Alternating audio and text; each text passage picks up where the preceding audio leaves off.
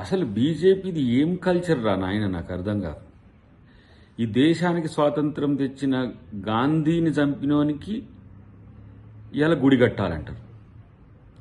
ఈ దేశం కోసం 10 సంవత్సరాలు జైల్లో ఉన్న నెహ్రూ మీద విష ప్రచారాలు చేస్తారు.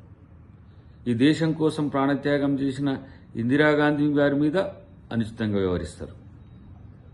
ఈ దేశం కొరకు చనిపోయిన రాజీవ్ గాంధీ మీద ఆ విధంగా ప్రాపగండా చేస్తారు. అలాంటి వాళ్ళ కుటుంబంలో నుంచి వచ్చి ఇప్పుడు దేశంలో ఉండే పీడితుల కోసం, బడుగుల కోసం, బలహీన వర్గాల కోసం, మహిళల కోసం, రాజ్యాంగబద్ధ రాజకీయాల కోసం పోరాడుతున్న ఆ ఫ్యామిలీ మీదనేమో ఒకసారి రాహుల్ గాంధీ గారిని డిస్క్వాలిఫై చేసి ఆయనని హింసిస్తారు. ఇంకొకసారి ప్రియాంక గాంధీ గారి మీద, ఇప్పుడు ప్రియాంక గాంధీ గారు సమస్య అవుతున్నారు వాళ్ళ బీజేపీలో. కాబట్టి ఇలా వాళ్ళ అభివృద్ధి కార్యక్రమాలను ఆడవాళ్ళ యొక్క కించపరచడం ద్వారా సంతృప్తి పొందాలనుకుంటున్నాయి. ఇలాంటి పనికిరాని చెత్త ఐడియాలజీ ఉండే మిమ్మల్ని మీరు సంస్కరించుకోండి ఫస్ట్. మళ్ళీ మీరు దానికి ఏదేదో పేర్లు పెట్టేసి మేము పవిత్రులము, పునీతులం అని చెప్పే ప్రయత్నం చేస్తే నవ్విపోదురుగాక. రాజకీయం రాజ్యాంగబద్ధంగా చేయడం నేర్చుకోండి, ఇలాంటి ఫాల్తు మాటలతో కాదు అని చెప్పి ఆ రమేష్ బదూర్ అంటోనికి చెప్పండి. బీజేపీ ఆఫీస్ మీద దాడి చేయడాన్ని చాలా తీవ్రంగా పరిగణిస్తున్నారు బీజేపీ నాయకులు. మరి మహిళలపై, ప్రియాంక గాంధీ గారిపై సామాజిక దాడి చేస్తున్న ఆ రమేష్ బిదూర్ అంటోని పరిస్థితి ఏందో ఒకసారి ఆలోచించుకోండి.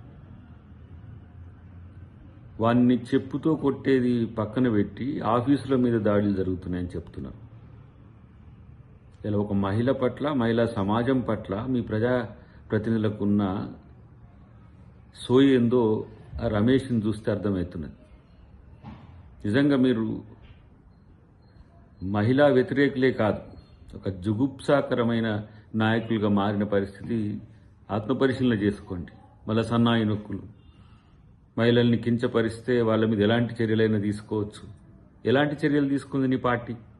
సస్పెండ్ చేసిందా, లేకపోతే ఏమైనా క్రమశిక్ష చర్యల కొరకు ఇచ్చిందా అనేది అంటారు. మళ్ళీ పైగా ఈ పొంకనాలు, ఆఫీసుల మీద దాడులు చేసిన వాళ్ళని అరెస్ట్ చేయండి అంటే మరి రమేష్ అంటూని అరెస్ట్ చేయండి.